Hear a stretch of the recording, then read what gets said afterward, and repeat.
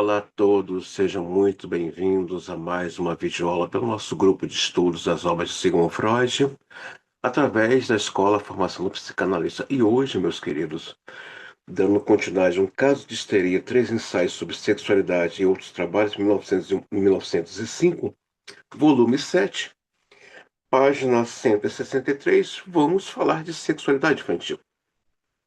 O descaso para com o infantil faz parte da opinião popular sobre a pulsão sexual que ela está ausente na infância e só desperta no período da vida designado na puberdade.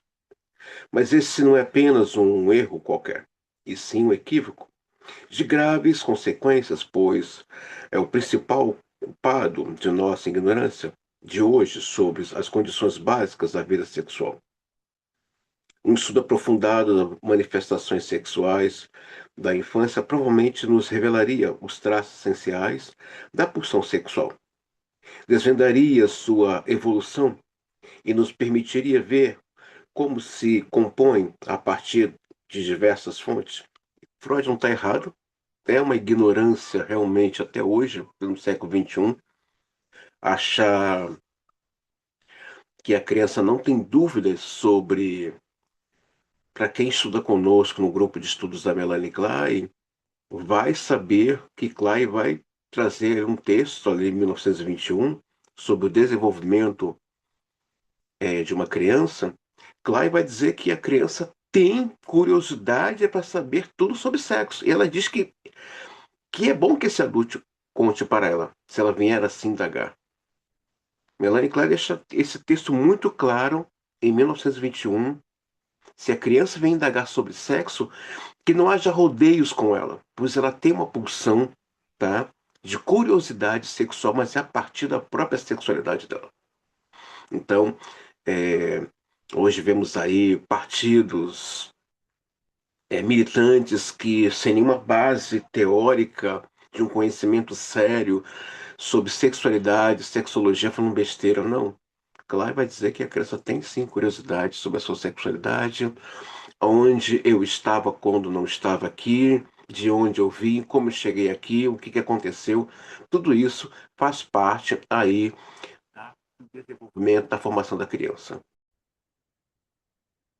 Digno de nota que os autores que se ocuparam do esclarecimento das propriedades e reações do indivíduo adulto têm prestado muito mais atenção à fase pré-histórica representada pela vida dos antepassados, ou seja, atribuindo uma influência muito maior à hereditariedade do que outra fase pré-histórica, aquela que se dá na existência individual da pessoa, a saber, a infância. É que como se pode supor a influência desse período da vida seria mais fácil de compreender e teria direito de ser considerada antes da influência da hereditariedade. É certo que na literatura sobre o assunto encontramos notas ocasionais acerca da atividade sexual precoce em crianças pequenas e sobre ereções, masturbação e até mesmo atividades semelhantes ao coito. Mas elas são sempre citadas apenas como processos excepcionais. Curiosidade ou exemplos assustadores de depravação. Nenhum autor, ou que eu saiba, reconheceu com clareza a normalidade da pulsão sexual na infância. E nos escritos já numerosos sobre o desenvolvimento infantil, o capítulo sobre o desenvolvimento sexual costuma ser omitido. A amnésia infantil. A razão, página 164. Gente, para quem é desse grupo aqui e que não está fazendo Melanie Klein e que queira receber uma videoaula para complementar essa videoaula aqui sobre sexualidade infantil, eu posso, é só me pedir, tá? Nem todo mundo que está aqui está fazendo o curso das obras de Melanie Klein, eu posso ceder o livro, a videoaula da segunda aula, né? Que é sobre o desenvolvimento da criança. onde Klein explora bastante a questão da sexualidade infantil, tá, gente? Então, quem quiser, pode me pedir depois de assistir a sala que eu envio para vocês. Amnésia infantil. A razão dessa estranha negligência pode ser buscada, em parte, nas considerações convencionais, que os autores respeitam em consequência de sua própria criação, em parte num fenômeno psíquico que até agora escapou a qualquer explicação.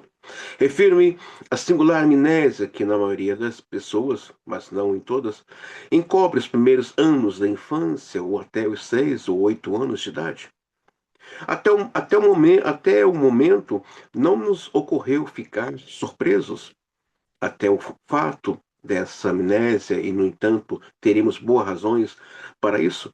De fato, somos informados de que durante esses anos, dos quais só preservamos na memória algumas lembranças incompreensíveis, fragmentadas,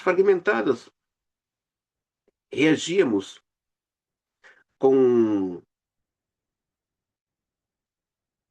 lembranças incompreensíveis, fragmentadas, reagíamos com vivacidade frente a impressões, sabíamos expressar dor e alegria de maneira humana, mostrávamos amor, ciúme e outras paixões que então nos agitavam violentamente, ou até formulam, lam- lam- formulávamos frases que eram registradas pelos adultos como uma boa prova de discernimento, de uma capacidade incipiente de julgamento.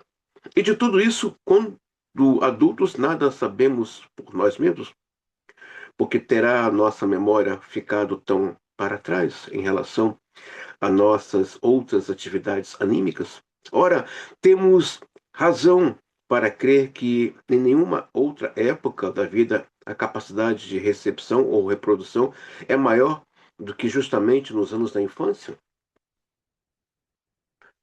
Página 165. Por outro lado, devemos supor ou podemos convencermos disso mediante a investigação psicológica de outro, que as mesmas impressões por nós esquecidas deixaram ainda assim os mais profundos rastros em nossa vida anímica e se tornaram determinantes para todo o nosso desenvolvimento posterior. Não há como falar, portanto, em nenhum declínio real das impressões infantis, mas sim numa amnésia semelhante à que observamos nos neuróticos em relação às vivências posteriores e cuja essência consiste no mero impedimento da consciência, recalcamento. Mas quais são as forças que efetuam esse recalcamento das impressões infantis? Quem solucionasse esse enigma teria também esclarecido a amnésia histérica? Todavia, não queremos deixar de destacar que a existência da amnésia infantil fornece um novo ponto de comparação entre o estado anímico da criança e dos psiconeuróticos. Já deparamos com outro desses pontos, página 162, quando se impôs a nós a fórmula de que a sexualidade dos psiconeuróticos preserva um estado infantil, ou é reduzida a ele, e a si própria. A amnésia infantil também tiver de ser relacionada com as moções sexuais da infância. Aliás, ligar a amnésia infantil à histérica é mais do que um mero jogo de palavras. A amnésia histérica, que está a serviço do recalcamento, só é explicável pela circunstância de que o indivíduo já possui um acervo de traços anêmicos que deixaram de estar à disposição da consciência e que agora, através de uma ligação associativa, apoderam-se daquilo que sobre o que atuam nas forças repulsoras do recalcamento. Pode-se dizer que sem a amnésia infantil não haveria amnésia histérica? Creio, pois, que a amnésia infantil, que converte a infância em numa espécie de época pré-histórica ou oculta dele os primórdios de sua própria vida sexual, carrega a culpa por não se dar valor ao período infantil, o desenvolvimento da vida sexual. Um observador isolado já não pode preencher as lacunas assim geradas em nosso conhecimento. Já em 1896, frisei a significação significação da infância para a origem de certos fenômenos importantes que dependem da vida sexual, e desde então nunca deixei de trazer para o primeiro plano o fator infantil na sexualidade. Ora, Freud está falando uma coisa que é importantíssima, que Klein vai explicar por que que acontece essa amnésia, né? Por que que acontece esse recalcamento? De novo, eu vou citar a aula para vocês do desenvolvimento da criança. Klein vai dizer que a criança só vai se desenvolver de maneira equilibrada psiquicamente, emocionalmente, intelectualmente, se ela for escutada. A criança vai perguntar sobre sexo. Ela vai perguntar tudo sobre o pipi, sobre o cocô. Ela vai observar o cachorro defecar, a galinha, o boi, a vaca. Os pais, ele vai querer, a criança vai querer ver como eles defecam, se a criança sai por ali. Então, quando essa criança não recebe essa escuta, não tem essa escuta, ela entra no estado de angústia, ela entra no estado de ansiedade, ela começa a recalcar. Então é muito comum que esse adulto hoje venha dizer: eu não lembro nada dos meus 6 anos, 7, 8 anos. A pergunta que não está sendo feita é quem escutou essa criança que hoje é adulto não lembra, mas quem iria dar importância à minha angústia sobre questões sexuais? Não é assim que se trata uma criança, essa é uma criança. Não tem que saber disso agora. A questão é se temos adultos com demanda para escutar essa criança. Essa é a pergunta que não quer calar. Então, eu fiz um pequeno vídeo e falei por que que o paciente fica em análise? Porque ele tem uma escuta. Ele nunca foi escutado, então para ele tá sendo novo. O que ele não sabe é que o analista tem uma escuta, que seu amigo tem um ouvido. Bill faz um trocadilho de palavras interessante, né? Você vai ter muitos amigos, mas quem vai te escutar será o seu analista. Então isso é muito sério que Freud está levantando aqui. É muito triste, mas é um assunto que nós temos que voltar aqui. Então, quem quiser depois assistir essa aula, só me pedir. Página 166. O período de latência sexual da infância e suas rupturas. As contratações extraordinariamente amoídas nas moções sexuais, pretensamente excepcionais e anormais da infância, bem como a relação das lembranças infantis do neurótico, até então inconscientes, talvez permitam traçar o seguinte quadro das condutas sexuais da infância. Parece certo que recém-nascido traz consigo germes de emoções sexuais que continuam a se desenvolver por algum tempo, mas depois sofre uma supressão progressiva, a qual, por sua vez, pode ser rompida por avanços regulares do desenvolvimento sexual ou suspensa pelas peculiaridades individuais. Nada se sabe ao certo sobre a regularidade e a pe- periodi- periodicidade desse curso oscilante de desenvolvimento. Parece, no entanto, que a vida sexual da criança costuma expressar-se numa forma acessível à observação por volta dos 3 ou 4 anos de idade. É o período que a Melanie Klein fala, né? Dessa pulsão aí de querer saber realmente. Página 167, as inibições sexuais durante esse período de latência total ou apenas parcial erigem-se as forças anímicas que mais tarde surgirão como entraves no caminho da pulsão sexual e estreitarão seu curso a maneira de um dix ou asco, sentimento de vergonha, exigências de ideias estéticos e morais. Nas crianças civilizadas tem-se a impressão de que essa construção desse dix é obra da educação. E certamente a educação tem a ver com isso. Na realidade, porém, esse desenvolvimento é organicamente condicionado e fixado pela hereditariedade, podendo produzir-se no momento oportuno e nenhuma ajuda da educação, essa fica inteiramente dentro do âmbito que lhe compete, ao limitar-se a seguir o que foi organicamente prefixado e imprimi-lo de maneira que um pouco mais política, polida e profunda. É óbvio que Freud aqui está apelando aos estudos eh, da história antiga, né? Aliás, Freud mergulhou muito na história antiga para entender muita coisa da sua época, para também fazer uma pré, né, noção do nosso tempo, né?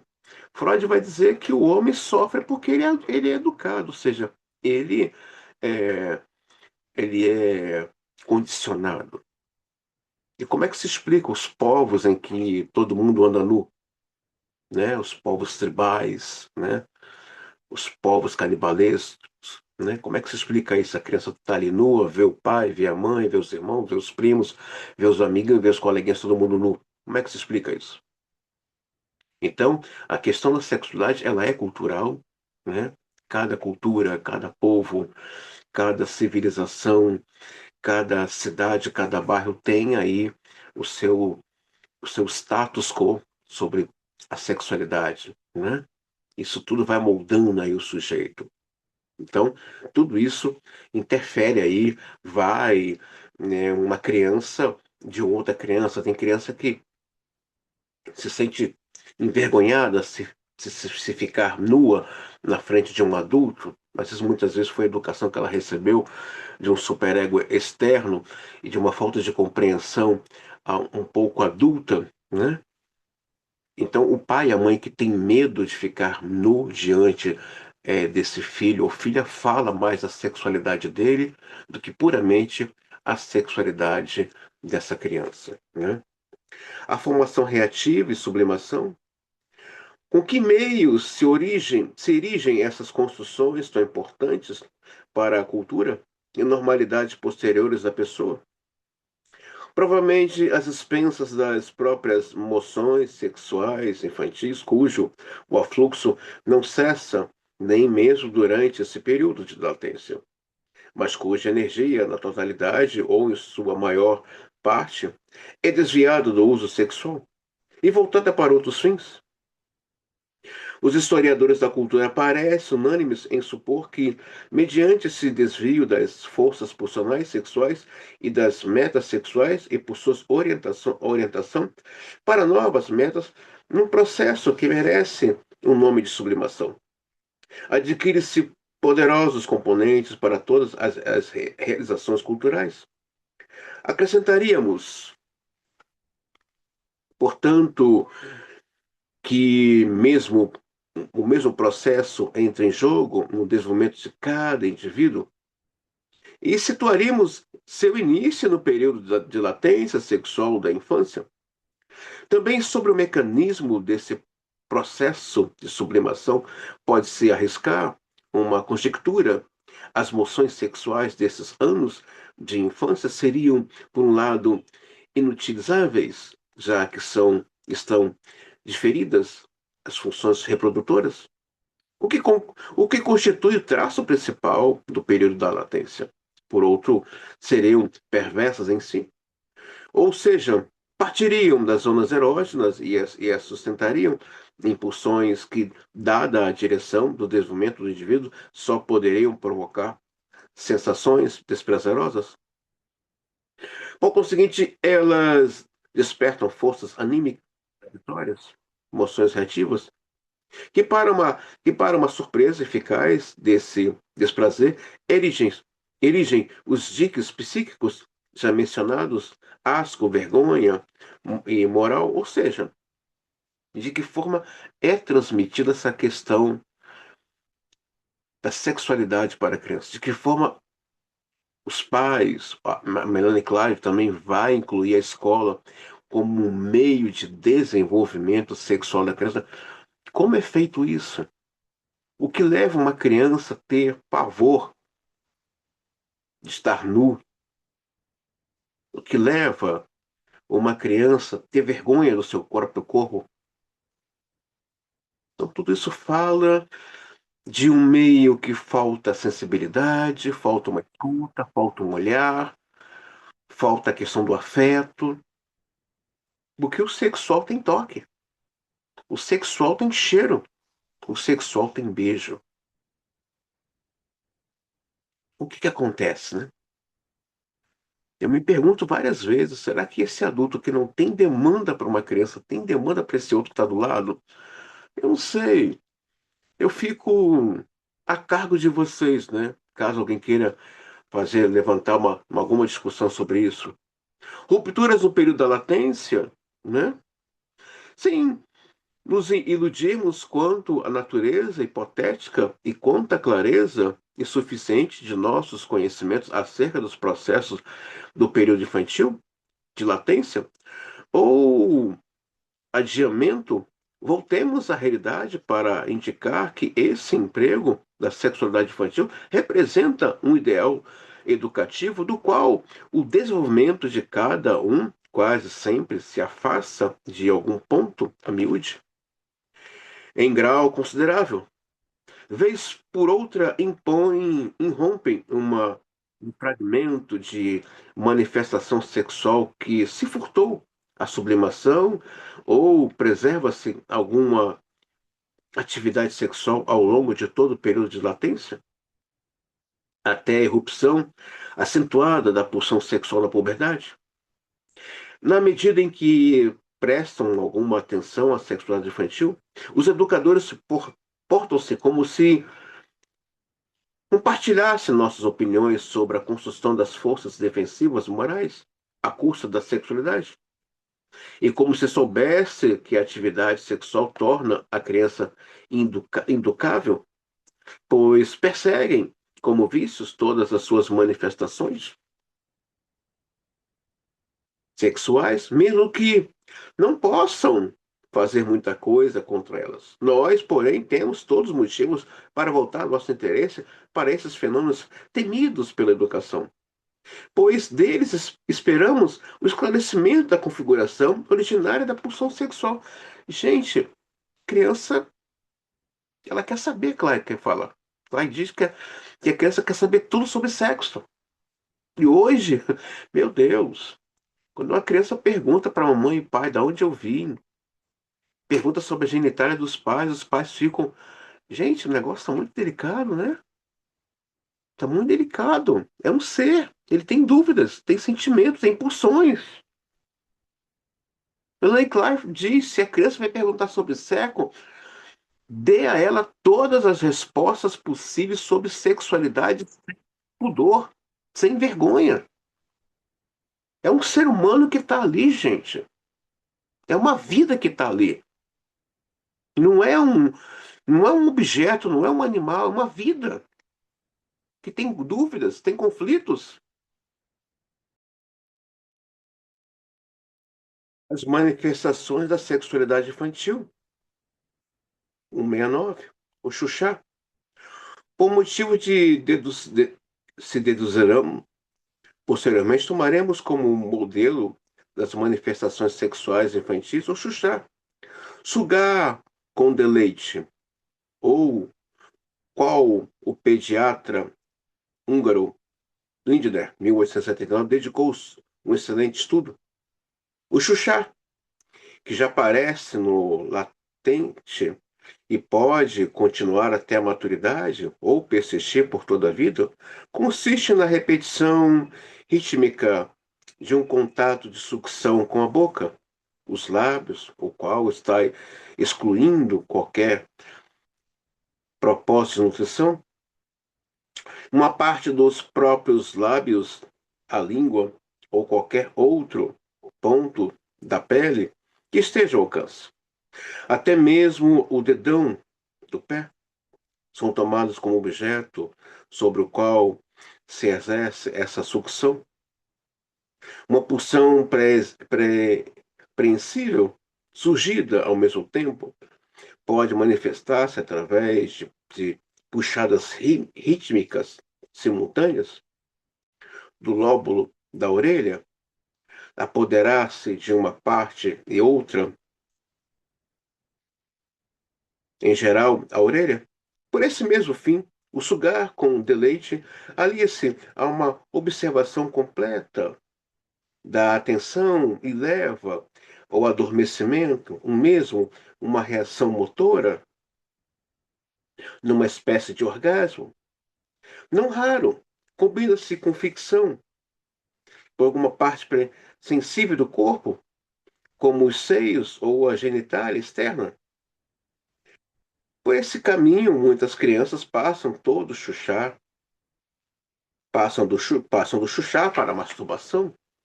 O próprio Lindner reconheceu a natureza dessa ação e a destacou de maneira irrestrita. Na meninice, o chuchar é frequentemente equiparado a outros maus costumes sexuais da criança. De de numerosos pediatras e neurologistas, tem-se erguido um protesto muito energético contra essa concepção parcialmente baseado, sem dúvida, na confusão entre sexual e genital. Esse protesto leva uma questão difícil e reconhecível, por qual característica genérica podemos reconhecer as manifestações sexuais da criança? Parece-me que a concatenação de fenômenos que podemos discernir através da investigação psicanalítica nos autoriza a ver no Xuxá uma manifestação sexual e estudar justamente nele os traços essenciais da atividade sexual infantil. Sim,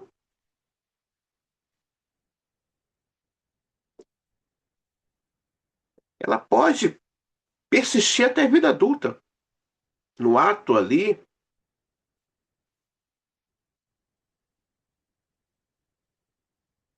com a companheira, no momento de namoro, seja noivado, casamento, a pessoa se sente atraída pela orelha, pelo nariz, pela língua, pelo bico do seio, pelo clitóris. É o prazer dele. Sexual tá ali. Ele tem ali um prazer sexual ali na fase oral. E que bom que algumas mães permitem que algumas crianças vivam o seu chuchá. Muitas vezes ela se sente fixada ali, né? Aquela coisa do bico do peito, né? E que a pessoa depois vive de bicos, né? Na vida dela profissional. Às vezes ela tem um diploma de terceiro grau, mas ela vive de bico.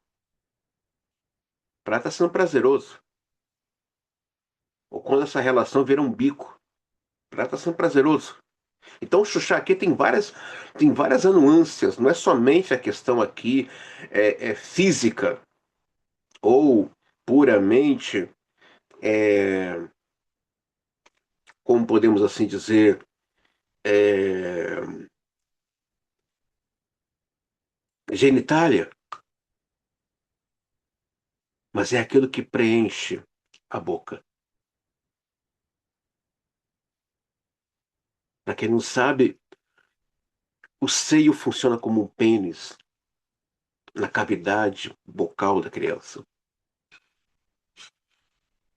Então, esse momento chuchar, que ela não está sugando, mas ela está ali chuchando, ela está tendo prazer naquele preenchimento bucal.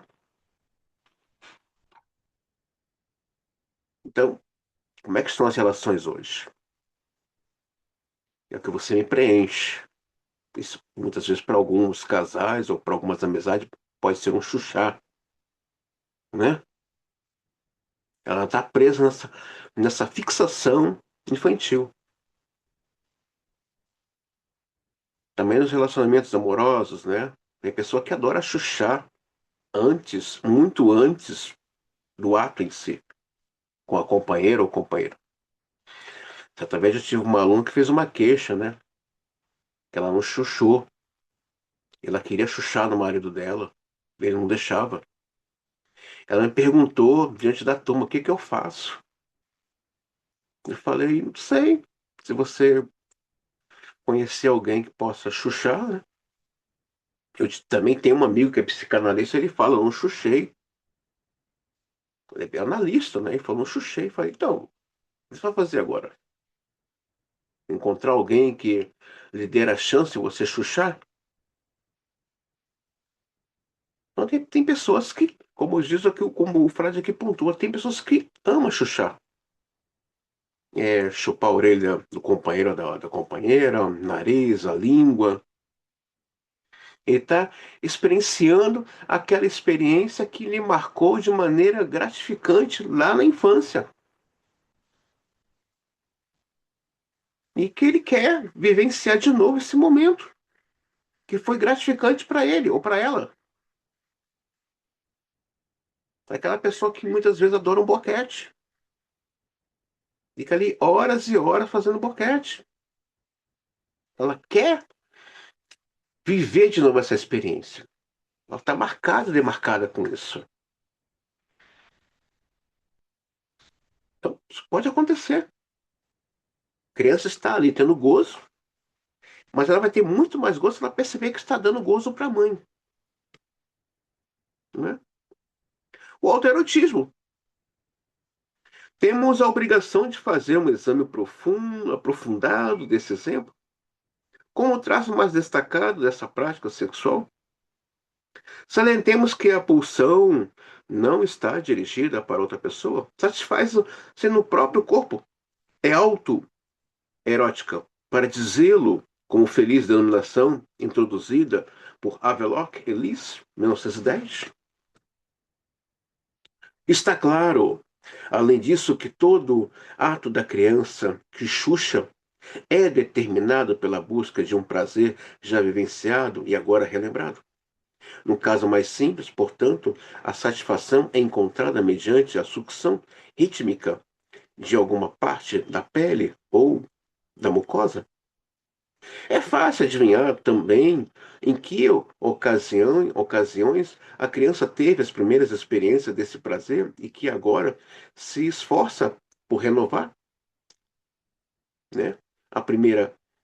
Lembrando que também a masturbação não é somente um autoerotismo, é também uma forma de chuchar, né? Aquele menino que aprecia, né? Mexendo o pênis dele, se masturbando horas e horas, às vezes debaixo do chuveiro. Aquela menina que ama acariciar a sua vagina, né? É um autoerotismo também, mas também é um chuchar. É também uma forma de chuchar, né? Relembrando, como diz aqui o Freud, esse momento prazeroso, esse momento que, né, me trouxe satisfação. Então, Freud não vê nada demais aqui nessa essa masturbação. Essa masturbação tem várias vertentes. É a pessoa que muitas vezes investe no seu corpo, investe no seu guarda-roupa, investe no seu conhecimento. Ela também está fazendo um autoerotismo. Uma pessoa que cuida da sua pele, uma pessoa que cuida da sua indumentária, é um autoerotismo. É também um ato masturbatório, que está lhe dando prazer, não está dependendo de alguém e não está preocupado.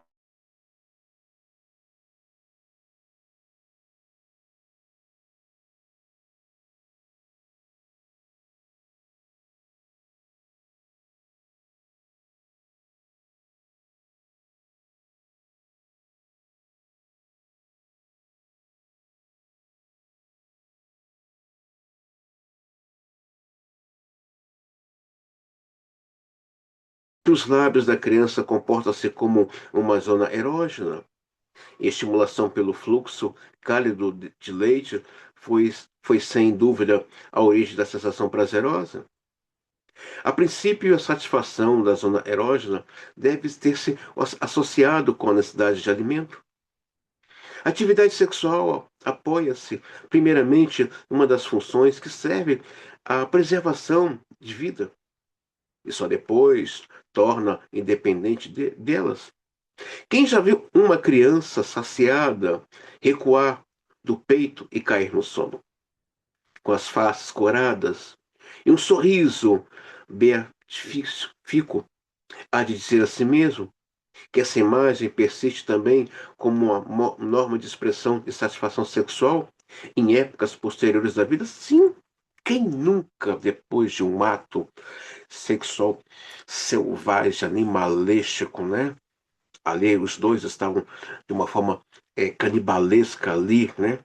Se devorando, se cheirando, passando a língua em toda parte do corpo. Quem nunca, depois de um orgasmo, não dormiu feliz? Não apagou feliz? Quem nunca? Mas veja bem, o Winnicott tem uma coisa muito interessante aqui. Para essa criança se sentir prazerosa no chuchá, ela precisa sentir que a mãe está sentindo prazer. É a mesma coisa no ato sexual. Uma pessoa que vive um momento de ferocidade, de um amor feroz, animalístico, é preciso que também perceba a libido desse outro sobre ela. Lembrando, gente, que o ato sexual são investimentos sexuais um no outro. O ato sexual é um investimento sexual no outro. Essa coisa de eu devorar o corpo do outro, de eu pegar aquela pele com vontade, cheirar ela toda ou ele todo, lamber a pessoa toda, é um modo de reconhecer o prazer que essa pessoa me dá e o que ela significa para mim, né? É um investimento libidinal, é uma aposta nesse corpo, nesse ser.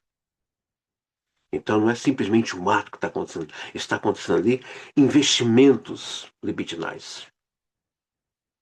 Está acontecendo ali trocas de desejos. Eu desejo estar com você, eu desejo o seu corpo, eu desejo tudo em você. Eu desejo te devorar, né? Que é fagia. Fagia é o quê? Comer esse outro de maneira feroz, animalesca. Isso é uma forma de chuchar, uma forma de autoerotismo.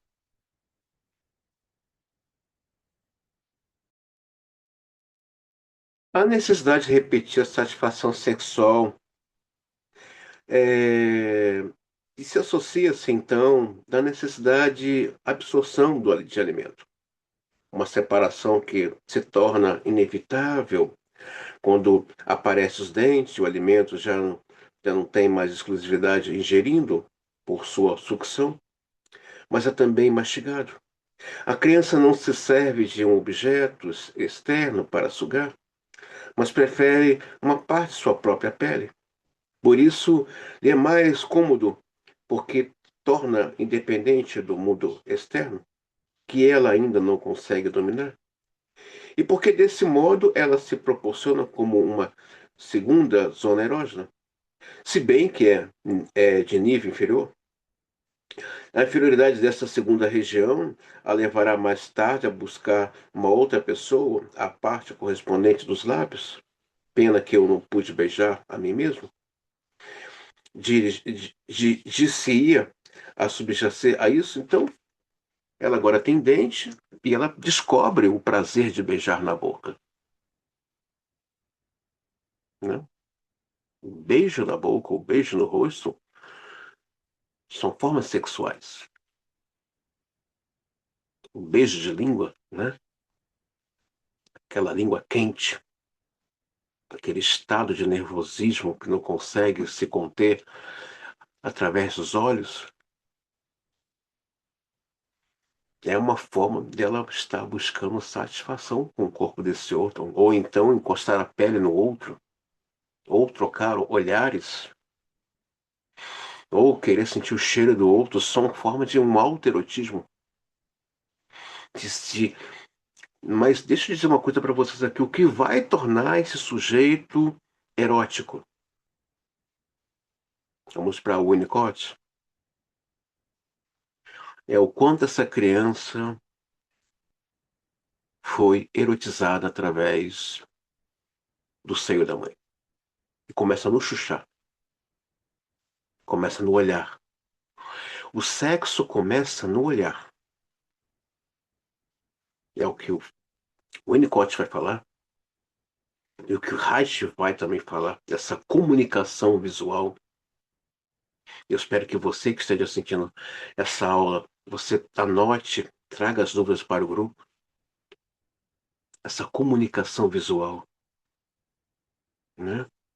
Essa coisa de, nossa, como é gostoso estar junto dele, como é gostoso estar olhando para ela.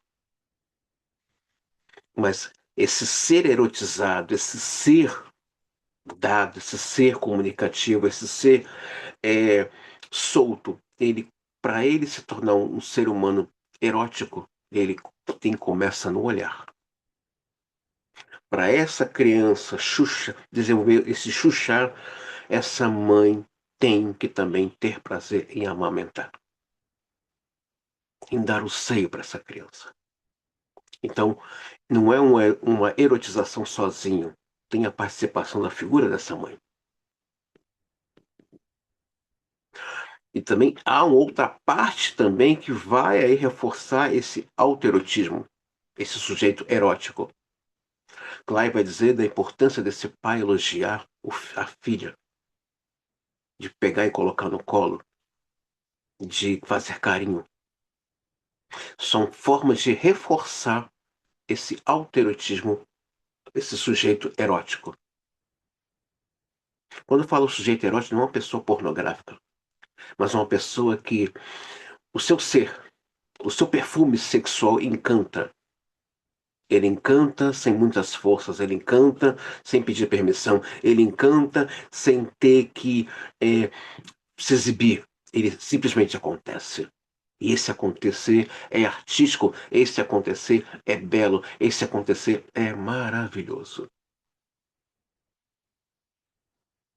Então, é preciso entender esse sujeito que tem um asco sobre sexualidade, sobre o universo sexual em si. Tá lá, será que ele chuchou? Será que ele teve esse olhar que o Winnicott fala do bebê estar ali sendo amamentado e tendo aquela troca de olhares, a mãe ali tendo prazer de amamentar aquela vida? Porque o bebê sabe quando ele é amado, o bebê sabe quando ele é desejado, o bebê sabe quando ele é exclusivamente do desejo da mãe. É a mesma coisa na hora do ato sexual. O casal sabe quando o outro quer estar ali com o corpo dela, lhe desejando, lhe amando, de uma forma tarada, né? É aquele casal que na hora de se amar, se cheiram, se beijam, fica se passando a língua no corpo um do outro o tempo todo, sem pressa. Ao momento do chuchar, eles fazem um boquete, um outro maravilhoso, gostoso, chupa ele todo, chupa ela toda, chupa a vagina, chupa ânus, chupa peito, chupa orelha, chupa nariz, chupa boca, chupa a língua, vai chupando tudo. O importante é que eles estão chupando ali, pra caramba, e depois vão começar um trabalho profundo que não vai parar. Um conhece quando o outro deseja o outro. Um sabe quando um deseja o outro. Um sabe.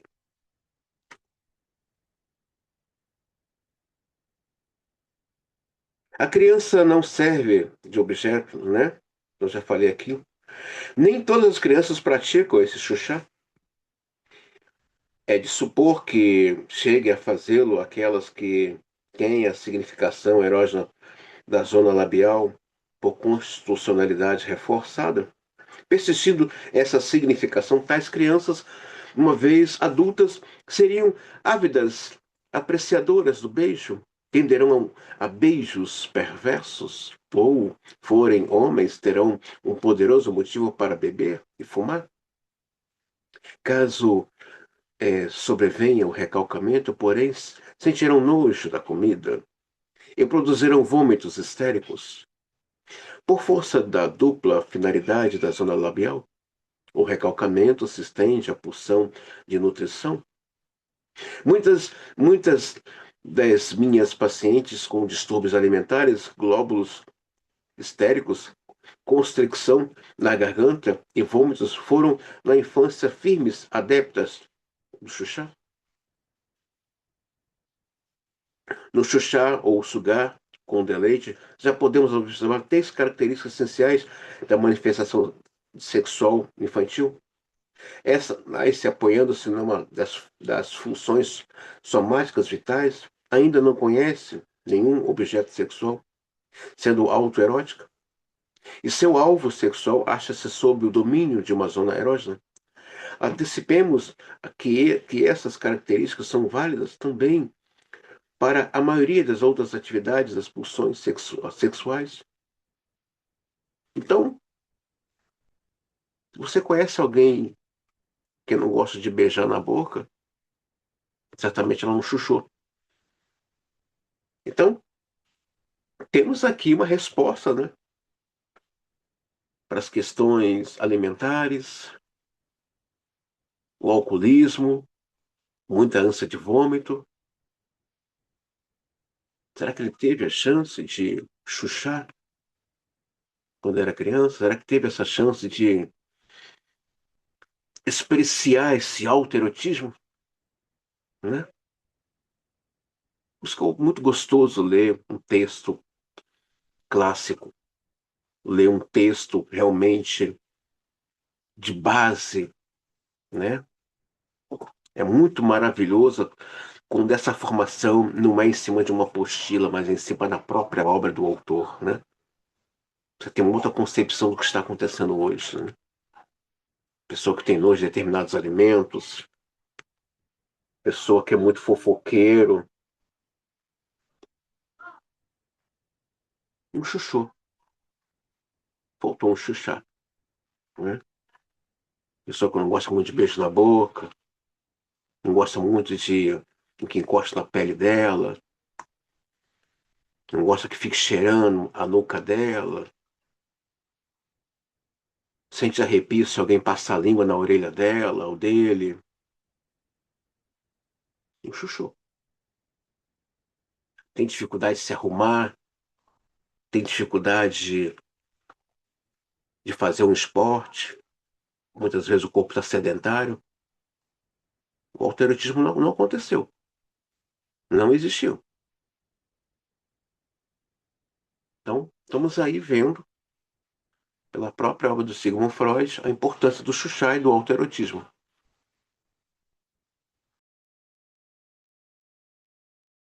Características das zonas erógenas, o alvo sexual da sexualidade infantil, página 172. Do exemplo do chuchá, podemos ainda deduzir várias coisas para caracterização do que é uma zona erógena. Trata-se de uma parte da pele ou da mucosa em que certos tipos de estimulação provocam uma sensação prazerosa de determinada qualidade. Não há dúvida que os estímulos produtores de prazer estão ligados às condições especiais que desconhecemos. Aliás, o caráter rítmico deve desempenhar algum papel, impondo-se aqui a analogia das cócegas, menos seguro. Parece, é assim, o caráter da sensação prazerosa provocada pelo estímulo pode ser designado de particular. Particularidade é essa que estaria contido justamente o fator sexual. Em matéria de prazer e desprazer, a psicologia ainda tateia tanto no escuro que as hipóteses mais prudentes são as mais recomendáveis. Mais adiante, talvez deparemos com razões que pareçam sustentar a ideia de uma qualidade particular da sensação prazerosa. A propriedade erógena pode ligar-se de maneira mais marcante a certas partes do corpo. Existem zonas erógenas predestinadas, como motora, ou o exemplo do Xuxa, mas esse exemplo ensina também que qualquer outro ponto da pele ou da mucosa pode tomar a seu encargo as funções de uma zona erógena, devendo, portanto, ter certa opinião para isso. Assim, A qualidade de estímulo, mais do que a natureza das partes do corpo, é que tem a ver com a produção da sensação prazerosa. A criança chuchadora prescruta seu corpo para sugar alguma parte da pele e depois, por hábito, torna-se a preferida.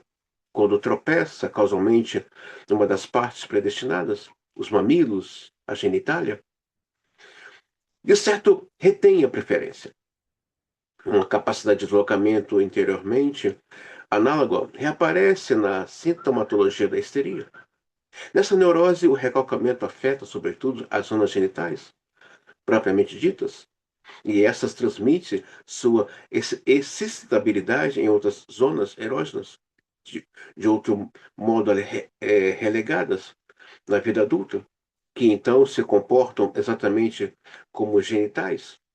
Além disso, porém, tal como ocorre no Xuxá, qualquer outra parte do corpo pode ser provida de excessibilidade da genitália, alçando a condição de zona erógena. As zonas erógenas e heterorigena exibem as mesmas características. Então, o que o Freud está dizendo aqui é aquele movimento rímico, né? Que estimula e dá prazer. Como eu acabei de falar para vocês, tem pessoas que sentem prazer em ficar sentado lá de alguém e tá ali pele com pele se esfregando. Outros troca de olhares o tempo todo. Outros são formas de seduções, né? Que muitas vezes passa desapercebido para quem não tem aí um estudo aprofundado sobre essa questão da sexualidade ou da sexologia, que pessoas desenvolveram suas formas de prazeres, né? De sentar do lado de alguém, ficar esfregando pele com pele, e, e todo mundo pergunta, mas por que sempre sentam junto essas pessoas, né? Por que toda vez que tem encontro familiar, essas duas pessoas sempre sentam juntas? Às vezes a pergunta que ninguém está fazendo é que eles estão se masturbando. Aquele ritmo, movimento rímico, né? Na família, todo mundo conversando, rindo, e tá ali braço com braço, ombro com ombro se esfregando. Eles estão tendo contato de pele, estão vivenciando ali um chuchá. E que muitas vezes vai ficar somente nisso, nos encontros familiares, ou nos encontros de rodas de amigo. Ou então a pessoa senta um de frente para o outro, esfrega a perna debaixo da mesa com o outro, ou toca o dedo, a mão, numa parte do corpo da pessoa, na mão, no dorso da mão, ou na palma da mão. Como Freud vai dizer, alguma parte desse corpo vai se tornar uma região erógena. Alguma parte do corpo. Ou às vezes ficar sussurrando no ouvido do outro, no meio, no meio da multidão. São formas de vivenciar de novo esse prazer satisfatório que é um chuchá. Então, quando falamos de chuchá em psicanálise, partimos do princípio que é um prazer através do seio, do bico do seio da mãe, né? Em que a criança está ali degustando aquele bico do seio, e que muitas vezes a pessoa vai passar a vida toda em busca de vivenciar essa experiência que marcou e demarcou o seu inconsciente. Então, são formas prazerosas. São formas prazerosas. Agora, se a pessoa vai, né, adiante disso, é outra história. O Freud vai dizer que é histérica, não. Ela vai ficar nesse jogo de sedução, que é também uma forma de dizer, diga que eu sou maravilhosa, diga que eu sou gostosa, né? De se exibir, de provocar, e não vai passar disso. O que eu quero mesmo é viver essa sensação de prazer, né? Então, à medida que a gente vai entendendo o que é o chuchar a partir da infância e os seus deslocamentos até a vida adulta, vamos encontrar vários tipos de chuchar, né? Como eu acabei de falar para vocês, tem pessoas que vivem de bico de trabalho. E para ela tá muito bom. É uma marca que ela carrega. Também tá bom. Hoje eu trabalhei, sei lá, ganhei uns trocados, ganhei umas notinhas, e a pessoa fica feliz, e vai ler o orgasmo dela. São formas de prazer.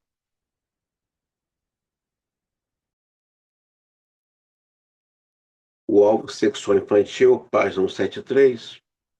O alvo sexual da pulsão infantil consiste em provocar satisfação mediante a estimulação apropriada na zona erógena de que, de algum modo, foi a escolhida.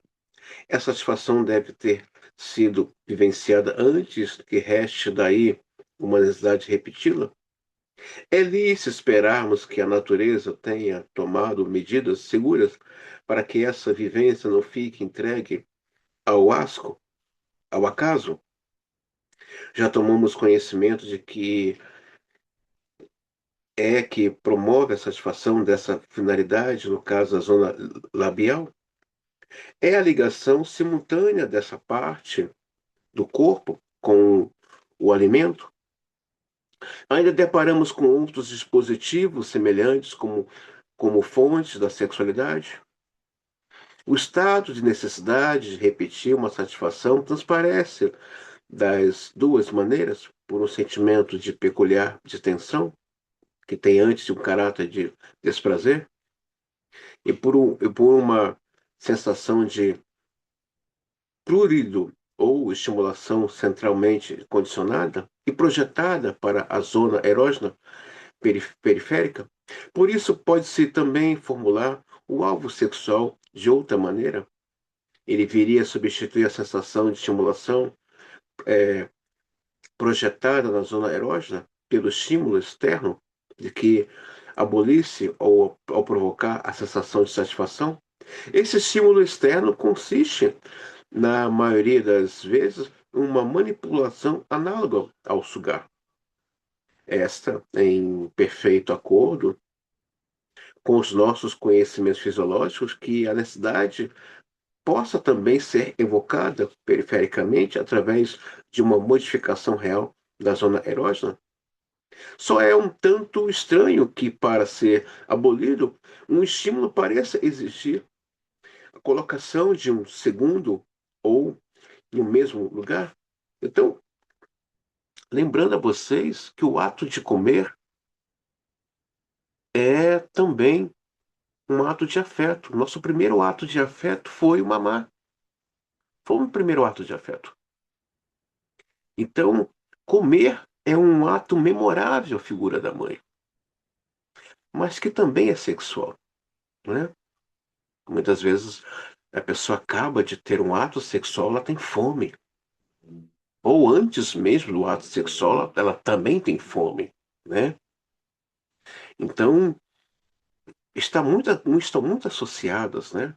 Sexo, comida, comida, sexo, comida, afeto, afeto e comida estão muito ligados. Então, é preciso ver essas demarcações que trazemos desde a infância, né? Que o comer é prazeroso e o comer é sexual. Sim, comer é prazeroso. Esse ato de se alimentar e ficar feliz, nossa, que alimento gostoso. É puramente sexual. Não tem nada de errado nisso. Então, essa criança que foi bem amamentada, que chuchou após amamentar, ela vivenciou ali um autoerotismo. E não há nenhum problema nisso. Quem vai erotizar esse humano é o seio da mãe, através do Xuxa.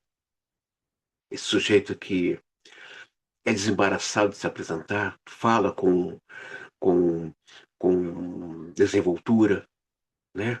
Beija com vontade. Então, o beijo no rosto é sexual, né? Dependendo da intenção do beijo, se esse beijo vier apimentado com muita energia libidinal, esse outro vai sentir, né? Que está, está recebendo ali um convite, né? Então, a questão dos lábios é puramente sexual. Há lábios que são extremamente sedutores, ou seja, carregados de libido. Aqueles, também se forem lábios carnudos, né? São carregados de libido. O tom de voz de algumas pessoas, nossa, Essa pessoa fala, me sinto hipnotizada. Não, você está diante de uma sedução sexual. Então, é um discurso bem carregado de libido, carregado de sensualidade, né? São pessoas que têm ali um, um, um erotismo, até mesmo através das palavras, né? Mas isso tudo fala da infância, fala desse chuchá. Página 174, as manifestações sexuais masturbatórias só pode alegrar-nos sumamente descobrir que, uma vez compreendida a pulsão vinda de uma única zona erógena, não temos muito mais coisas importantes a aprender sobre a atividade sexual das crianças. As diferenças mais significativas dizem respeito às providências necessárias à satisfação, que no caso, a zona labial consiste no sugar, e que terão de ser substituídas por outras ações musculares conforme a posição e a natureza das outras zonas. Então, essa região muscular promove prazer, né, através do chuchá. Depois vai se descobrir ao longo do desenvolvimento sexual que outras regiões musculares de sensibilidade a estímulo promovem prazer. Então, vai se desenvolver outras formas de masturbação. E realmente o encontro entre as genitálias, né, entre um músculo extremamente agressivo e desenvolvido pelas suas atividades, vai também provocar prazer nesse outro. Então, é também ali uma forma de vivenciar, né, esse prazer sexual, que é uma marca e demarcação da infância. Página 175, atividade da zona anal. Tal como a zona dos lábios, a zona anal está apta, por sua posição, a mediar um apoio da sexualidade em outras funções corporais. É de presumir que a importância erógena dessa parte do corpo seja originalmente muito grande. Interarmos pela psicanálise, não, se, não, não sem certo assombro das transmutações que por normalmente passam as excitações sexuais dela, provenientes de frequência com que essa zona conserva durante toda a vida, uma parcela considerável de excitabilidade genital. Os distúrbios intestinais dão frequentes na infância, providenciam para que não falte a essa zona de excitações intensas. Os catarros intestinais das mais tenra idade deixam a criança nervosa. Como se costuma dizer, no adoecimento neurótico posterior, ele tem uma influência determinante na manifestação somática da neurose e coloca à disposição dela toda uma soma de perturbações intestinais. Considerando-se a significação erógena na zona rectal, que preserva ao mesmo tempo a transmutação, tampouco podemos rir da influência das hemorragias, às quais a medicina antiga atribuía tanta importância no esclarecimento dos estados neuróticos. Gente, a gente viu isso, quem está estudando comigo desde o começo, que todas as vezes, né, e que a criança ficava comprometida com a fase oral, é óbvio que a fase anal iria ser comprometida. É aquela pessoa que muitas vezes tem um problema intestinal, vai haver uma denúncia daqui a pouco na região anal, né? Então, é, fala desse momento em que a fase anal, a fase oral, quer dizer, ficou comprometida no seu desenvolvimento sexual, porque esse chuchá é uma forma da criança se desenvolver sexualmente. Não tem, volto a dizer, não há nada de errado numa criança ela está num ato masturbatório, num autoerotismo, não há nada de errado em um menino ou uma menina se tocar. Gente, isso para Freud, para a psicanálise é muito natural. Mas uma vez que essa fase oral fica comprometida, é óbvio que o intestino vai comprometer, está ligado ali à fase anal. Onde a pessoa muitas vezes vai ter diarreia, vai ter aí uma hemorragia anal, né? A forma de defecar é também uma forma de prazer anal, ó, dependendo como a pessoa defeca, né? Essa coisa de segurar as fezes antes de defecar, né? A pessoa está ali se contraindo, sentindo dor, é um prazer anal. Tudo isso fala, né? Também vai falar um pouco aí também da questão da neurose obsessiva, da neurose infantil, dos movimentos histéricos. Tudo aparece ali na fase anal. As crianças que tiram proveito da estimulação da zona anal denunciam por terem fezes até que se acumulam e provoca violentas contrações musculares na passagem pelo ânus. Pode exercer uma estimulação intensa na mucosa. Então, aquela coisa da criança segurando as fezes, né? Ela está tendo prazer anal. Aquela coisa do adulto, né? Que tem que ir ao banheiro, mas ele não vai, ele fica ali, né, se segurando. É uma forma, a partir de masturbação, é uma forma de prazer anal. É uma forma de dizer o seguinte: tá muito gostoso isso aqui.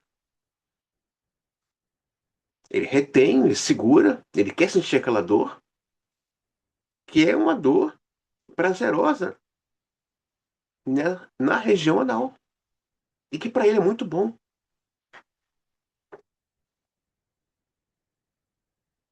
Fazer essas contrações musculares na região anal. Com isso, hão de produzir sensações de volúpia ao lado das sensações dolorosas. Um dos melhores presságios de excentricidade e nervosismo posteriores é a recusa obstinada do bebê em esvaziar o intestino ao ser posto no troninho, ou seja, quando isso é desejado pela pessoa que cuida dele, ficando essa função reservada para quando aprouver a ele próprio. Naturalmente, não lhe é que lhe interesse sujar a cama. Ele está apenas providenciando para que não lhe escape o dividendo de prazer que vem junto com a defecação. Mais uma vez, os educadores têm razão ao chamarem de perversas as crianças que retardam essas funções. Ela não quer sujar a cama. Ela quer sentir o prazer de reter essas fezes e de sentir essa dor na região anal. E de fazer essas contrações musculares através do ânus. O conteúdo intestinal, que enquanto corpo estimulador, comporta-se frente a uma área de mucosa sensualmente sensível, como precursor de outro órgão destinado a entrar em ação depois da fase da infância, tem ainda, para o latente, outros importantes sentidos. É obviamente tratado como parte de seu próprio corpo, representando o primeiro presente. Ao desfazer-se dele, a criaturinha pode exprimir sua docilidade perante o meio que a cerca, e ao recusá-lo, sua obstinação, no sentido de presente. Esse conteúdo passa mais tarde ao bebê, que, segundo uma das teorias sexuais infantis, é adquirido pela comida e nasce pelo intestino. A retenção dessa massa fecal, a primeiro intencionalmente praticada para tirar proveito da estimulação, como como masturbatória na zona anal ou para ser empregada na relação com as pessoas que cuidam das crianças. E, aliás, uma das raízes da constipação tão frequente nos neuropatas, além disso, o sentido pleno da zona anal espelha-se no fato de encontrar muitos poucos neuróticos que tenham seus rituais escatológicos especiais, suas cerimônias e coisas similares, porque eles cuidadosamente mantidos em segredo. A estimulação masturbatória efetiva na zona anal, com a ajuda do dedo, provocada por uma comichão centralmente determinada ou perifericamente mantida, não é nada rara nas crianças mais velhas. Forma de masturbatória, segurar as fezes só para sentir dor, é uma forma dela se sentir poderosa, mas ela quer sentir aquela dor.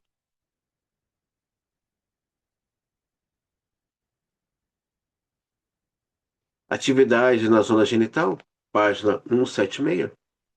Atividade na zona genital, entre outras zonas erógenas do corpo infantil, encontra-se uma que, de certo, não desempenha o papel principal, nem pode ser portadora das noções sexuais mais antigas, mas que está destinada a grandes coisas no futuro. Nas crianças, tanto no sexo masculino quanto feminino, está ligado à micção, glande, clitóris, e nas primeiras acha-se dentro de uma bolsa de mucosa, de modo que não se pode faltar-lhe a estimulação por secreções que atissem precocemente a excitação sexual. As atividades sexuais dessa zona erógena, que faz parte dos órgãos sexuais propriamente ditos, são, sem dúvida, o começo da futura vida sexual normal. Página 177.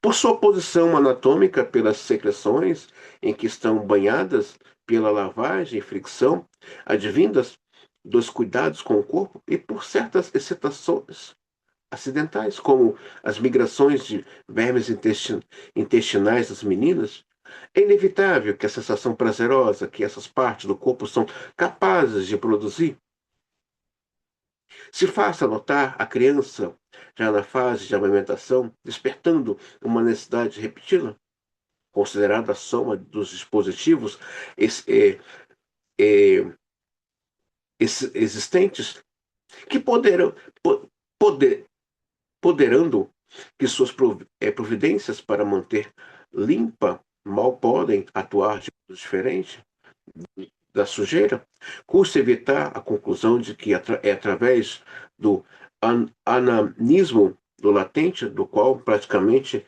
nenhum indivíduo escapa, que se estabelece a futura primazia da zona erógena na atividade sexual. Assim, a ação que elimina o estímulo provoca a satisfação, consiste num contato por fricção, manual ou pressão, de certo, preparada para moldes de um reflexo.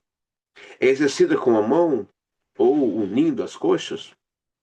Esse estímulo, esse último método, é de longe o mais frequente nas meninas.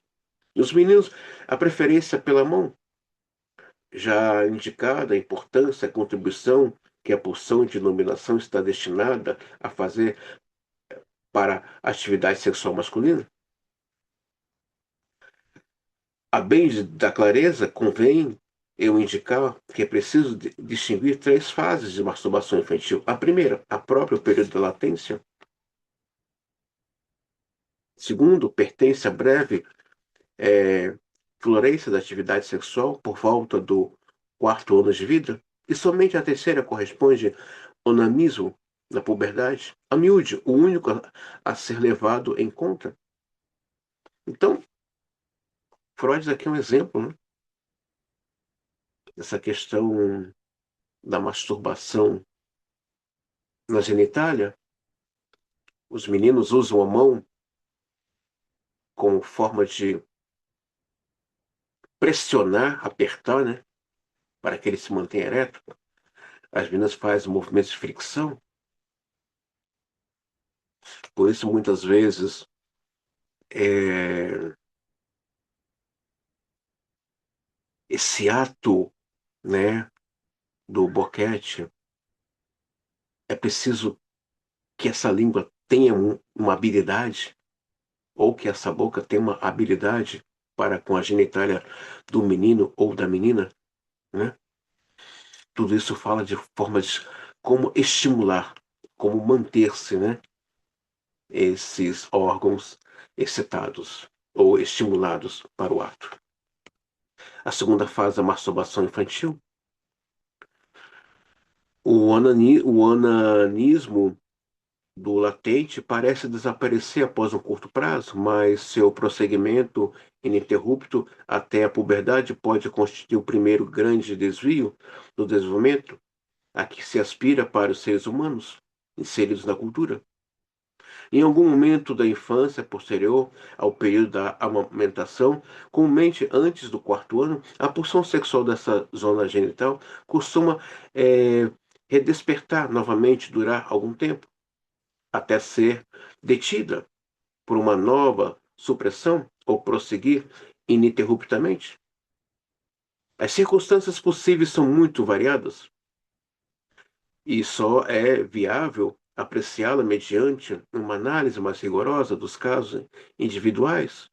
Mas todos os detalhes dessa segunda fase de atividade sexual infantil deixam atrás de si as mais profundas marcas inconscientes na memória da pessoa, determinam o desenvolvimento do seu caráter. Caso ela permaneça sadia e a sintomatologia de sua neurose, caso venha a adoecer depois da puberdade. Nessa última eventualidade, constatamos que esse período sexual foi esquecido e que as lembranças conscientes que o testemunho foram deslocadas. Já afirmei que eu também vincularia a amnésia infantil normal com essa atividade sexual infantil. Através de investigação psicanalítica, é possível tornar consciente o esquecido e, desse modo, eliminar a compulsão que provém do material psíquico inconsciente. Então, Freud está dizendo aqui, olha, depois de um tempo eles param de masturbar, se teve ali uma adolescência normal, isso vai voltar depois, e pode cair no esquecimento, como vergonha, como asco, como nojo, e reaparecer como adoecimento. Mas Freud vai dizer, o trabalho psicanalítico é um trabalho de investigação. Eu volto a dizer para vocês que um trabalho sério, psicanalítico, sério, com uma escuta realmente comprometida, faz com que o paciente, na sua transferência, venha relembrar aquilo que foi recalcado e vai reaparecer ali no set analítico. Um trabalho de análise séria, com uma escuta séria, comprometida com o discurso desse paciente. Então, quero deixar bem claro para vocês aqui, eu não estou preocupado, não estou incomodado com usurpadores que estão ganhando dinheiro.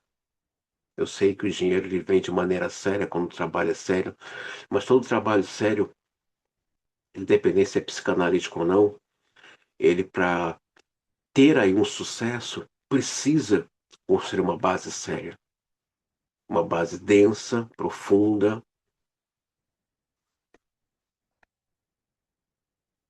As coisas vêm, as coisas acontecem. Mas tudo que é feito às pressas, uma determinada ansiedade, fala aí, fala aí de um ego muito frágil. Quem tem certeza do que está fazendo sabe que o sucesso é inevitável. E quem está preocupado em fazer algo sério não está preocupado com o sucesso, porque sabe que o sucesso é inevitável quando o trabalho é feito de maneira séria. Então, você que está assistindo essa aula, ou que vem me acompanhando durante todos esses meses, desde que começamos a estudar as obras de Freud, é, quem está querendo fazer algo sério não está preocupado com o sucesso. Agora, quem está preocupado com o sucesso não está preocupado em fazer algo sério. É uma mentalidade infantil, fala de uma questão de pena muito mal resolvida, mas quem está ali querendo realmente fazer um trabalho clínico sério, sabe que haverá respostas dentro do seu trabalho. Não importa se é um trabalho com histéricas, com interpretação de sonhos, analisando psicopatologias. O importante é, sim, fazer um trabalho sério de maneira séria.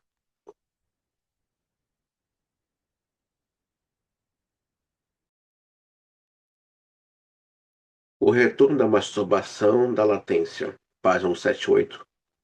A excitação sexual do período da latência retorna nos anos infantis, já indicado seja como estímulo de prurido centralmente condicionado, que exorta uma satisfação masturbatória, seja como um processo da natureza de uma poluição que, em analogia com as poluições da maturidade, chega a satisfação sem ajuda de ação alguma. Este último caso é o mais frequente nas meninas e na segunda metade da infância. Não é inteiramente compreensível em termos o que condiciona, e muitas vezes, embora não regularmente, parece ter como premissa um período anterior do onanismo ativo. A sintomatologia dessas manifestações sexuais é escassa, o que dá sinal do aparelho sexual ainda não desenvolvido é, na maioria das vezes, o aparelho urinário, que funciona, por assim dizer, como tutor dele. A maioria dos chamados distúrbios vesicais dessa época são perturbações sensuais. Enurece noturna, quando não representa um ataque epilético, corresponde a uma poluição. Para o reaparecimento da atividade sexual, são decisivas as causas internas e as contingências externas, ambas as quais podem ser inferidas nos casos de doença neurótica, a partir da forma dos sintomas sendo descoberta com certeza através da investigação psicanalítica. Sobre as causas internas falaremos mais adiante. As contingências fortuitas externas ganham, nesse período, uma importância grande e duradoura. Em primeiro plano, situa-se uma influência de sedução que trata a criança prematuramente como um objeto sexual e que, em circunstâncias que causam forte impressão, ensina a conhecer a satisfação das zonas genitais. Uma satisfação que ela fica quase sempre obrigada a renovar pelo onanismo. Tal influência pode provir de adultos ou de outras crianças. Não é possível admitir que, em meu ensaio sobre a etiologia da histeria, 1896, eu tenha superestimado sua frequência ou importância, embora eu ainda não soubesse, na época, que os indivíduos que permanecem normais podem ter tido na infância das mesmas experiências e por isso tenha dado maior valor à sedução do que os fatores da constituição dos desenvolvimentos sexuais. É evidente que a sedução não é necessariamente para despertar a vida sexual da criança, podendo esse despertar surgir também espontaneamente de causas internas. Lembrando que quando Freud fala de sedução sexual infantil, não é para o ato, é afeto. Os pedófilos interpretam isso aqui como a criança quer fazer sexo. Gente, a criança, ela cultura. Mas não é para o ato, é para afeto. O dançar, o querer sentar no colo do pai, do tio, da tia, ou do irmão mais velho, é em busca de afeto. Quem vai responder com muita propriedade esse texto aqui é a obra de 3 volumes de Foucault, História da Sexualidade, onde ele vai explicar ali por etapas, desde a infância até a fase adulta, até o namoro, o noivado, o casamento e assim por diante, a questão da sexualidade. Então, a sedução da criança, propriamente dita, que é de cunho sexual, não é para o ato, é para o afeto. Vamos entender isso aqui bem claro, tá, gente? Disposição perversa, polimorfa, é instrutivo que a criança, sob influência da sedução, possa tornar-se perversa, polimorfa, e ser induzida a todas as transgressões possíveis. Isso mostra que traz sua disposição e aptidão para elas. Por isso, sua execução encontra pouca resistência, já que, conforme a idade da criança, os tiques anímicos contra os excessos sexuais, a vergonha, o asco e a moral ainda não foram erigidos, ou então em processo de construção. Nesse aspecto, a criança não se comporta de maneira diversa da mulher inculta, média, e quem se conserva da mesma disposição perversa, polimorfa, ela pode permanecer sexualmente normal, mas guisada por um sedutor habilidoso. Terá gosto em toda e reterá em sua atividade sexual. Essa mesma disposição polimorfa é, portanto, infantil. É também explorada pelas prostitutas no exercício de sua profissão e no imerso de números de mulheres prostitutas ou em quem se deve supor uma aptidão para a prostituição, embora tenha escapado o exercício dela. É impossível não reconhecer essa tendência uniforme a toda sorte de perversões, algo que universalmente o humano é originário. Lembrando que o sexo ele é selvagem, ele é puramente selvagem e ele é puramente animalístico. Mas Freud vai falar nessa mesma obra de pessoas com tendências, né, predatórias desde a infância. Quem vai nos ajudar a entender um pouco mais aqui é Melanie Klein, na obra dela, Estudos sobre Conflitivas Edipianas. Se alguém que não faz esse curso quiser esse vídeo, eu envio particularmente, né? Ela vai falar disso. Toda nossa sexualidade, profissão, amor, está ali na questão edipiana. Então, há uma obra literária com edipiano que vai falar que a prostituta ou o predador sexual é em resposta a um desejo recalcado dos pais que não deram conta. A prostituta não é prostituta porque foi abusada simplesmente, ou porque em um dado momento ela teve que se prostituir para ter que alimentar a família. O predador não é um predador porque teve o coração partido por um grande amor. E aí se tornou um grande predador. Não.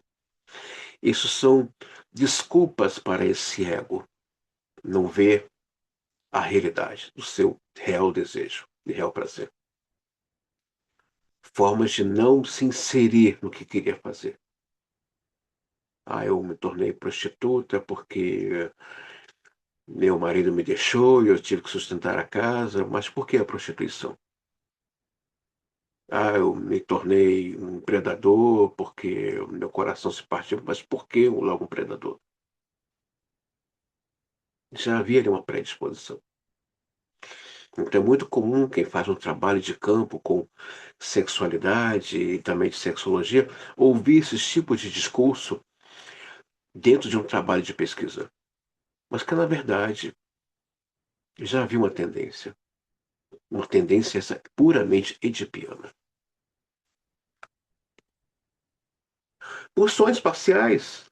De resto, a influência da sedução não ajuda a revelar as circunstâncias iniciais da pulsão sexual, mas antes confunde nossa visão dela, uma vez que apresenta prematuramente a criança um objeto sexual de que, a princípio, a pulsão sexual infantil não mostra nenhuma necessidade, quando devemos admitir que também a vida sexual infantil, apesar da dominação preponderante das zonas erógenas, exibe componente que desde o início envolve outras pessoas como objetos sexuais.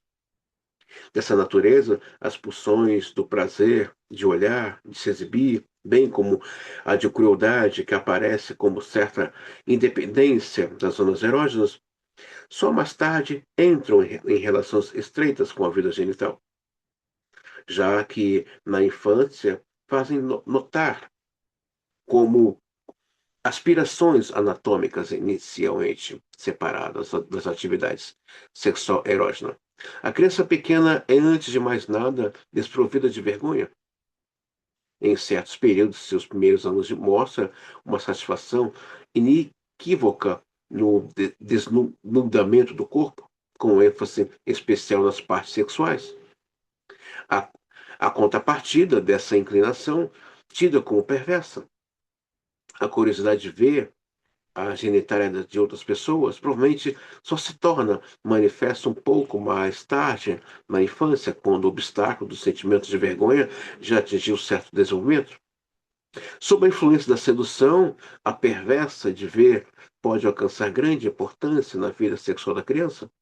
Entretanto, minhas investigações da meninice, tanto de pessoas sadias quanto de doenças neuróticas, forçam-me a concluir que a pulsão de ver pode surgir na criança como manifestação sexual espontânea. As crianças pequenas cuja atenção foi atraída em algum momento para sua própria genitália, e geralmente pela masturbação, costuma dar um passo adicional sem ajuda externa e desenvolver um vivo interesse pelas genitais de seus coleguinhas. Dado que as oportunidades de satisfazer-se tal curiosidade, em geral, só se apresentam quanto à satisfação das duas necessidades excrementícias, tais crianças tornam-se voyeurs, zelosos espectadores da micção e defecação de outra, uma vez sobrevindo o recalcamento dessas inclinações, a curiosidade de ver a genitália alheia, seja no mesmo sexo ou do sexo oposto, persiste como uma pressão torturante que, em muitos casos de neurose, fornece posteriormente a mais poderosa força impulsora para a formação do sintoma. Com independência ainda maior em outras atividades sexuais vinculadas às zonas erógenas, desenvolve-se na criança o componente de crueldade de pulsão sexual. A crueldade é perfeitamente natural no caráter infantil, já que a trava que faz a pulsão de dominação deter-se antes a dor do outro, a capacidade de compadecer-se tem um desenvolvimento relativamente tardio. É sabido que ainda não se teve êxito na análise psicológica exaustiva dessa pulsão. Podemos supor que o impulso cruel provenha da pulsão de dominação e surja na vida sexual numa época que ainda os genitais ainda não assumam o seu papel posterior. Assim, ela domina uma fase da vida sexual que mais adiante descreveremos como organização pré-genital. As crianças que se distinguem por uma crueldade peculiar para com os animais. Os companheiros despertam, em geral, justificamente a suspeita de uma atividade sexual intensa e precoce, advinda das zonas erógenas, e mesmo no amadurecimento precoce e simultâneo de todas as pulsões sexuais. A atividade sexual erógena parece ser primária. A ausência da barreira da compaixão traz consigo o risco de que esse vínculo estabelecido na infância entre as pulsões cruéis e as erógenas torne-se depois indissolúvel, indissolúvel, indissolúvel na vida. Desde as Confissões de Jean-Jacques Rousseau, a estimulação dolorosa da pele nas, nas nádegas tem sido reconhecida como todos os educadores como uma das raízes erógenas da pulsão passiva de crueldade, do masoquismo.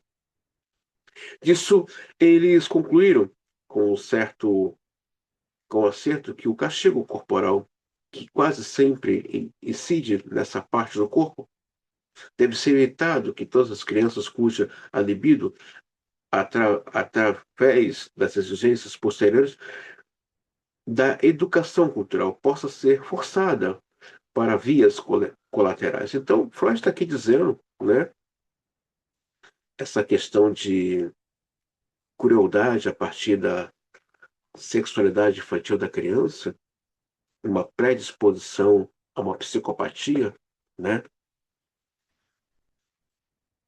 Geralmente, pessoas que têm prazer anal são pessoas de uma compulsividade sexual bastante agressiva, são pessoas muito neuróticas também, né? Bastante neuróticas, obsessivas, né?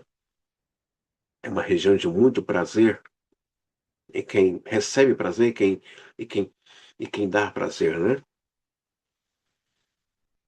Então, Freud está mostrando. Então, esse ato, né? Esse fetiche que as pessoas têm de ter brinquedinhos em casa, né?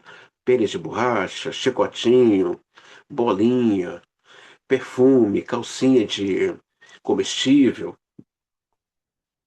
tudo isso são conflitivas edipinas, né? Quer retornar de novo essas brincadeiras aqui, quando criança. Eu, a menininha deitava com um bonequinho, o garotinho simulava fazer sexo com a bonequinha, né? Então hoje, você vai numa casa de produtos eróticos, tem lá uma boneca, um boneco, tem vagina e pênis de borracha, anos de borracha, é para vivenciar essa infância de novo, que não é real, é puramente uma fantasia infantil. Só que agora está numa proporção patológica bem, né? As pessoas acham normal. Aliás, quem estudou aqui é, o volume 6 sobre psicopatologia da vida cotidiana sabe que não tem nada de normal ali, tem ali uma patologia que a pessoa chama de normal, Freud vai dizer, e a psicanálise vai dizer que tem ali um sintoma. Então, pessoal, nós encerramos essa primeira parte aqui. Quem tiver dúvidas sobre esse primeiro ponto aqui dessa obra, por favor, traga para o grupo. Vamos discutir. Porque está havendo uma confusão hoje aí, né? O que realmente é real de prazer sexual ou que é puramente ainda algo de um movimento, ainda puramente uma conflitiva de pena que se reaparece no movimento histérico, né? Então, deixo para vocês essa primeira parte. E qualquer dúvida, nós vamos discutir no grupo, tá, gente? Até a próxima videoaula.